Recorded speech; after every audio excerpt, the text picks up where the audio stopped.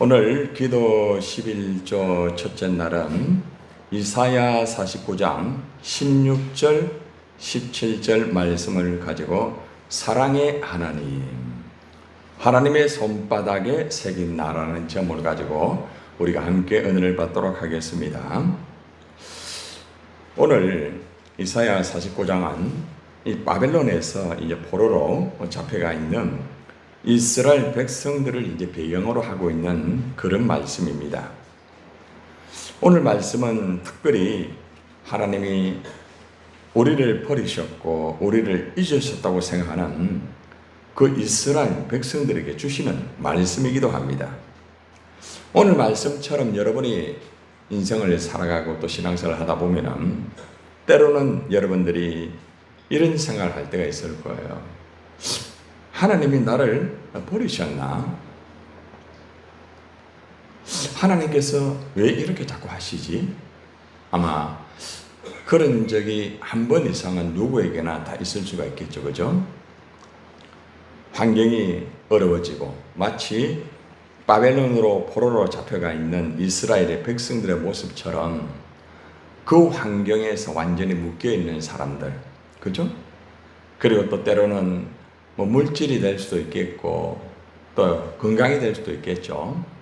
그리고 또 사람과의 관계 속에서 마치 바벨론으로 포로 잡혀가 있는 이스라엘의 백성들의 모습이 나의 모습인 것처럼 여겨져 가지고 아무리 돌아봐도 아니 내가 하나님의 택한 백성인데 내가 하나님의 자녀인데 내가 하나님 앞에서 이렇게 내가 살고 있는데 왜 이럴까 하면서 우리가 순간적으로 또 때로는 순간이 아니라 우리의 삶에서 하나님이 나를 버린 것 같다 이렇게 할 수가 있습니다. 제가 여러 사람을 이렇게 상담을 하면서 보면은 굉장히 낙심을 하고 절망에 빠진 사람들 상담의 내용에 보면은 대부분 그래요. 목사님, 하나님이 나를 버린 것 같아요. 나는 이제 더 이상 신앙생활 하기가 참 힘든 것 같습니다. 그렇게 말하는 사람이 의외로 참 많아요, 여러분들. 어제 어떻게 보면은 양용모 성도 왔지만은 그 양반도 대화를 해보니까 도무지 자신이 부끄러워가지고 하나님 앞에 나올 수 없는 그런 모습인 것을 고백하고 어떻게 보면 술밖에 의존할 수밖에 없는 그런 모습과 그런 자세를 이렇게 참 보고 참 사람이라는 것은 어떤 환경이나 여건 속에서 이 감옥처럼 묶이게 되면은 결국 하나님으로부터 자꾸 자기도 모르게 자기가 자꾸 멀어지게 되고 자기 스스로가 낙심하고 절망하는 그런 모습이 있다는 것을 알 수가 있었습니다. 그래서 그때 그들에게 필요한 건 뭔가 하면은 그 용기의 용기, 할 수 있다는 용기, 그리고 다시 일어날 수 있다는 그 용기, 그것이 굉장히 필요해요. 그런 용기가 딱 붙잡히게 되면은 하나님 앞에 나와서 하나님을 예배하고 하나님을 찬양할 수가 있다는 것이겠죠. 대부분 낙심하고 절망하는 사람들이 다시 이렇게 나올 때의 결정적인 게 뭔가 하면은 그냥 그대로 내버려둬가 안 돼요. 용기를 주고 격려해주고 다시 일어날 수 있다는 그런 도전감을 줄 때에 나와서 예배하고 그러잖아요. 최근에 보면은 나오지 못한 분들이 나와가지고 다시 회복되어 하는 모습을 여러분 보셨죠? 아주 간단한 거더라고요. 다른 게 아니라 아무리 기도를 많이 하고 아무리 그래 한다 할지라도 그러게 이게 필요한 건 뭔가 하면은 다시 일어날 수 있다는 그 용기가 굉장히 필요해요. 오늘 말씀이 바로 그런 말씀이에요. 이스라엘 백성들이 사실은 바벨론 포로 잡혀가가지고 하루 이틀도 아니고 엄청난 기간 동안의 어려움을 당하게 되니까 이제는 끝났다. 이제는 더 이상 하나님의 백성으로 우리가 살 수 있겠나? 하나님은 우리를 버리셨다. 이러한 마음이 굉장히 가득 차 있었습니다. 그런데 하나님께서는 너무나 연약하고 너무나 어떻게 보면은 절망적이고 인생을 포기할 수밖에 없는 이스라엘 백성들을 향하여 그렇지 않다. 너희가 나를 떠난 것이지 내가 너희를 버린 게 아니다. 나는 여전히 너희를 사랑하고 있다는 것을 오늘 말씀을 통하여서 우리에게 교훈을 해주고 있습니다. 여전히 하나님은 우리를 사랑하신다. 자, 해보세요. 시작. 여전히 하나님은 우리를 사랑하신다. 맞습니까? 여전히 사랑하십니다. 우리가 굉장히 열심히 하기 때문에 사랑하고, 우리가 정말 부족하고 연약하여 무너지고, 도무지 주님 앞에 부끄러워가지고 얼굴을 들 수 없으면은 하나님이 사랑하지 않고 절대 그렇지 않습니다. 하나님은 우리가 건강하든 약하든, 우리가 바르게 살든 죄를 범하여 살든 간에 하나님의 사랑은 변함없는 사랑이라는 것입니다. 자, 그러면은 하나님께서 연약한 우리를 어떻게 사랑하실까요? 오늘 본문의 말씀에 보면은 분명하게 나는 이렇게 너희를 사랑하고 있다고, 여전히 사랑하고 있다고 말씀을 하고 있습니다. 이사야 49장 16절 다 같이 읽겠습니다. 시작. 내가 너를 내 손바닥에 새겼고 너희의 성벽이 항상 내 앞에 있나니. 참 너무나 귀한 말씀 아니겠습니까? 내가 너를 내 손바닥에 새겼다. 여러분, 손바닥 한번 펴가지고 한번 여러분들 손을 한번 가만히 보세요. 손바닥 한번 보세요. 손바닥에 뭐가 있습니까? 손금이 있죠. 그죠? 이 손금은 여러분이 태어날 때부터 있습니다. 그리고 여러분이 죽을 때까지 이 손금은 안 지워져요. 절대로 안 지워집니다.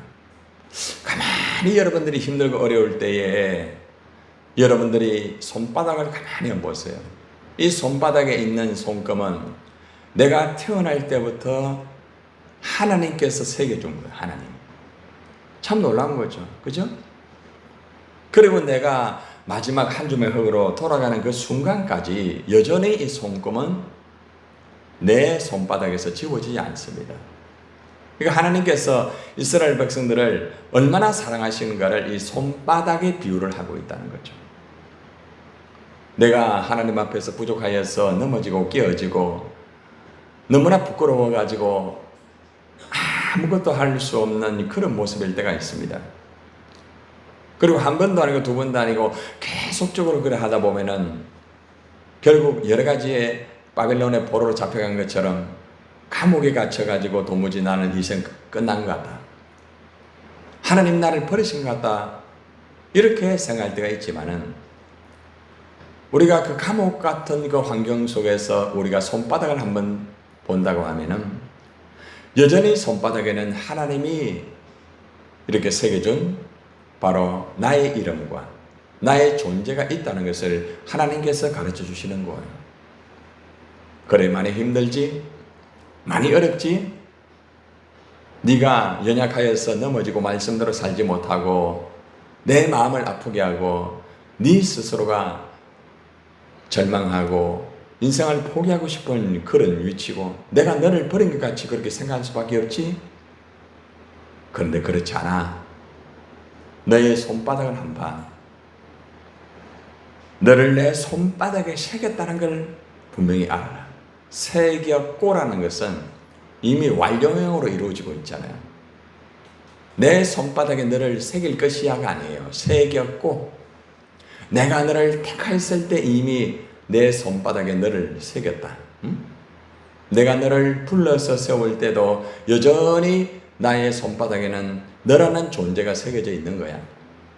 그리고 또 네가 나의 일을 감당할 때도 역시 새겨져 있었고, 네가 너무나 연약하여서 지고 끼어지고 내 앞에서 부끄러운 모습을 가졌지만은 나는 내 손바닥에서 너를 지우지 않았다. 내 손바닥에는 여전히 네가 새겨져 있다는 걸 기억해라. 무슨 말입니까? 너는 내 손바닥 안에 있어, 이 말이에요. 내 손바닥 안에. 무슨 말입니까? 내가 누구와 함께 한다는 거예요. 하나님과 함께 한다는 말이에요. 또 내가 누구 안에 있다는 말이에요. 하나님의 안에 있고 하나님에 속한 사람이라는 것을 하나님께서 가르쳐주고 있습니다. 참 너무나 중요한 거예요. 내가 하나님의 손바닥에 새겨져 있구나. 이것만 딱 붙잡아도 오늘 말씀은 다 들은 거예요. 이것만 붙잡아도 우리가 흔들릴 필요가 없고, 우리가 절망할 필요도 없고, 우리가 아무리 힘들고 어려워도 우리 자체를 포기할 수 없는 거예요. 왜요? 하나님이 포기하지 않았잖아요. 내가 절망하고 내가 포기하는 것 같지만은 하나님은 여전히 나를 사랑하신다. 여전히 사랑하신다. 저는 오늘 이 단어가 제 가슴 속에 뭉클하는, 여전히 너를 사랑한단다. 응? 이 말씀을 여러분 붙잡고 오늘 하루라도 살아보세요. 아마 가슴이 막 뛸 거예요. 그죠? 하나님이 여전히 나를 사랑하시구나. 응? 내가 정말 주님을 위해서 열심히 일을 하고 열심히 충성하고 정말 주님을 예배하고 그래서가 아니라 어떠한 상황 속에서도 그럼에도 불구하고 하나님은 여전히 나를 사랑하시구나. 여전히 나를 사랑하시는 하나님. 그런데 하나님은 나를 여전히 손바닥에 세 개가 사랑하는 거 끝나는 게 아니라 내가 살아가는 그 환경까지도 하나님이 항상 마음에 두고 있다고 말합니다. 두 번째, 너희의 성벽이 항상 누구 앞에? 내 앞에 있다. 이 말이 무슨 말인가 하면은 여기 성벽은 예루살렘을 말합니다. 예루살렘. 예루살렘은 뭐예요? 하나님이 선택하고 하나님이 세우신 하나님의 성입니다. 하나님이 임재하는 성입니다. 예루살렘 그 성벽에 항상 하나님이 항상 이 성벽을 하나님의 마음에 두고 있다는 거예요. 이 말씀을 여러분에게 제공하면은 예루살렘의 성벽이라는 것은 어떻게 보면 교회가 될 수도 있고요. 여러분의 가정이 될 수도 있는 거예요. 또 여러분의 삶의 현장이 될 수도 있는 거예요.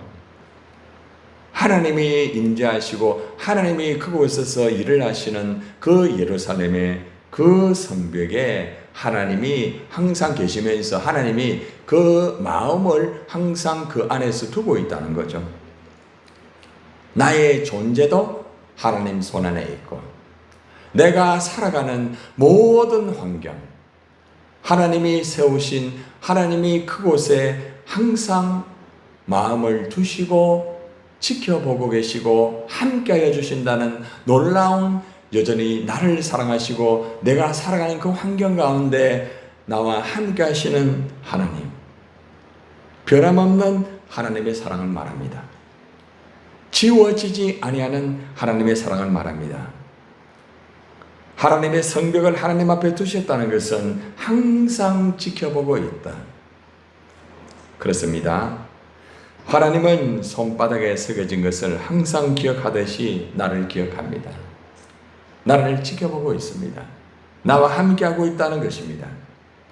연약하고 아무 보잘것없는, 정말로 얼굴을 들 수가 없는 이스라엘이지만 우리지만은 항상 기억하시고 항상 지켜보시고 항상 함께 하여 주신다는 말씀입니다. 가만히 묵상을 하면서 저는 이 말씀을 구속사적인 말씀으로 한번 묵상을 해봤습니다. 예수님께서 십자가에서 못 박히신 그 장면이 떠올랐습니다. 손목에 못이 박힙니다. 꽝, 꽝, 꽝. 그 못이 박힐 때에 그 못은 바로 우리의 죄를 위하여서 박히시는 손목의 못입니다. 그 손목에 바로 우리의 이름이 새겨져 있다는 거죠. 피 흘리시는 그 손목. 그 손목에 피가 흐르면서 나를 위하여서 고통당하시고 나를 위하여서 정말 모든 피를 다 흘리신 주님의 피 묻은 그 흔적 속에 내 이름을 거기에 박는 거예요. 하나님은 우리를 이처럼 사랑하십니다. 너무나 죄송스럽고 너무나 부끄럽고 얼굴을 들 수 없을 만큼 감사하고 고마운 것밖에 없겠죠. 여러분, 우리의 삶이 때로는 너무나 힘들고 어렵고 또 우리가 하나님 말씀대로 열심히 바르게 살면 좋은데 그렇게 살지 못하고 때로는 밑바닥이 되고 무너지고 때로는 하나님 말씀으로부터 돌아서고 아니 주님 마음을 아프게 하고 하나님의 영광을 돌리기는커녕 하나님의 영광을 가리는 그러한 삶을 알게 모르게 우리는 살아갈 때 있습니다. 저나 여러분들이나 항상 말하죠. 1929 차이라고 했죠. 다 비슷합니다. 내가 목사라고 해서 더 낫고 여러분들은 덜하다? 아니에요.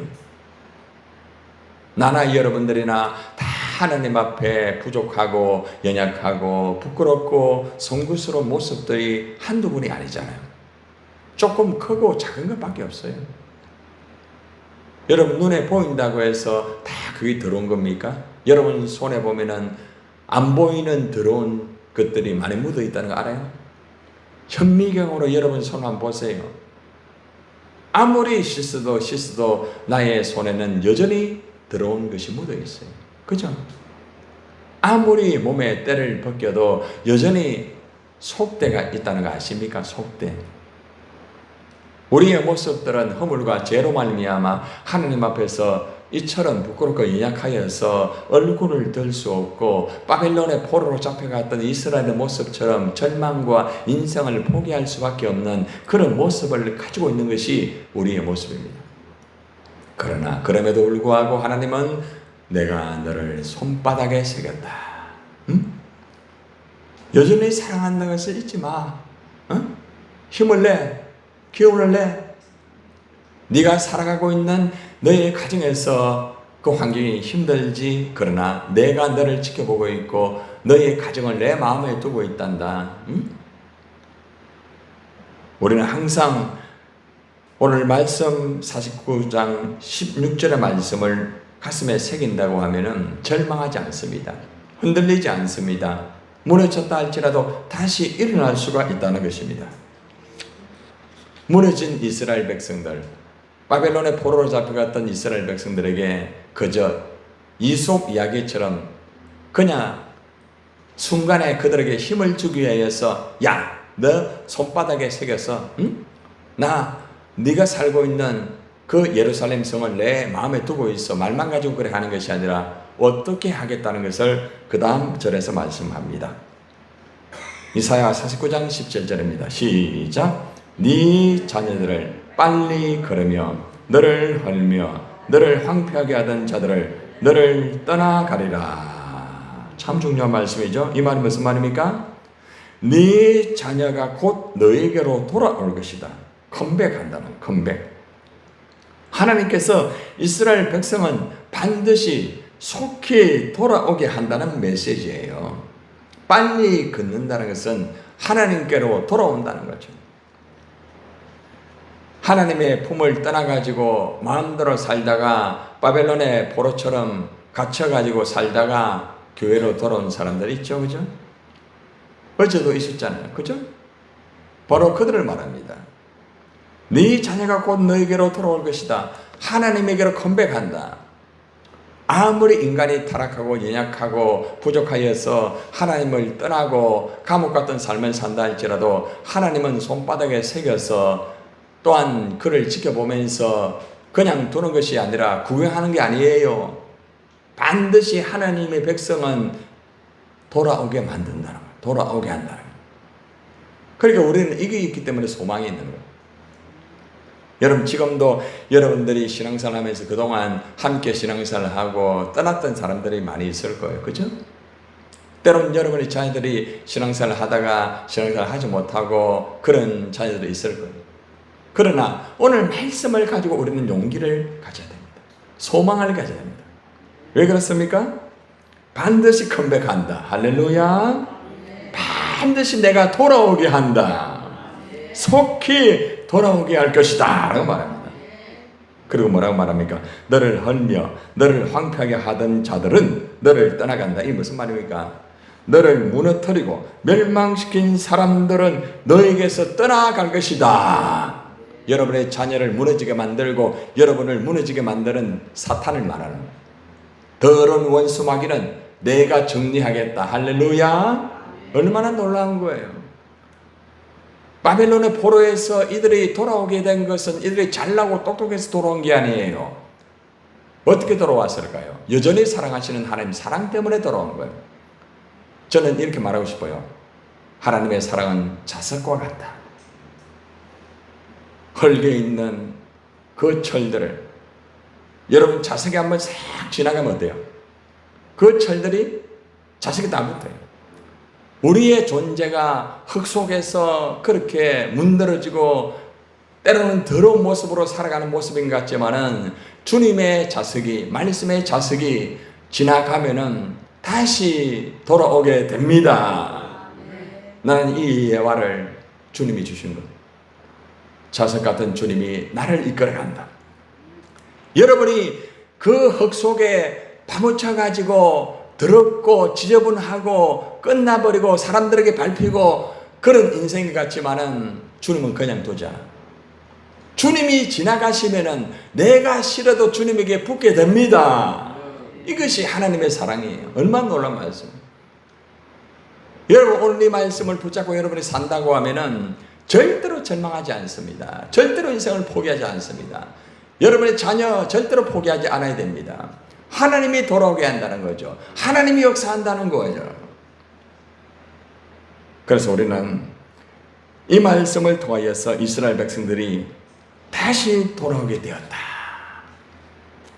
이스라엘의 멸망은 BC 721년 호세아 왕 때에 열지파로 형성되었던 여러분들 북왕국 이스라엘 아수르 침입으로부터 멸망을 당하였습니다.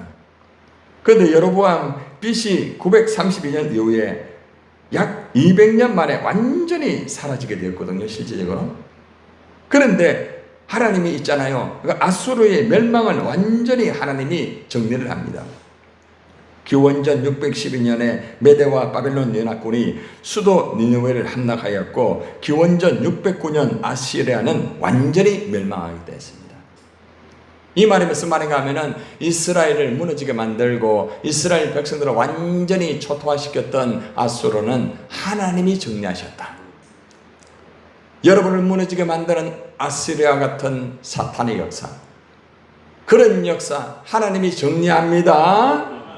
그리고 반드시 돌아오게 됩니다. 그래서 오늘 이 말씀을 마무리하면서 우리가 부족하고 연약하고 나약하여서 바벨론의 포로처럼 정말 그런 삶을 산다 할지라도, 여러분의 자녀가 그런 삶을 산다 할지라도, 또 우리가 함께 공동체로 신앙생활 하였던 많은 사람들이 그런 삶을 산다 할지라도 결코 하나님은 그들을 버리지 않으신다. 하나님은 여전히 그들을 사랑하신다. 손바닥에 새겼고 그들이 사는 삶이 황폐하여 무너졌다 할지라도 하나님은 그 환경을 마음에 두신다. 그리고 때가 되면 돌아오게 하신다. 그리고 무너지게 만들었던 어둠의 세력들을 다 정리해 주신다. 완전히 정리해 주시다. 여러분, 사랑의 하나님, 여전히 사랑하시는 하나님, 하나님의 손바닥에 새긴 나라는 것을 기억하시고 오늘도 여전히 주님 나를 사랑하시네요. 아버지 감사합니다. 다시 일어나 하나님을 찬양하고 여러분의 자녀들도 다시 돌아와 하나님을 찬양하는 그러한 역사가 이루어지기를 예수님의 이름으로 축원을 드립니다.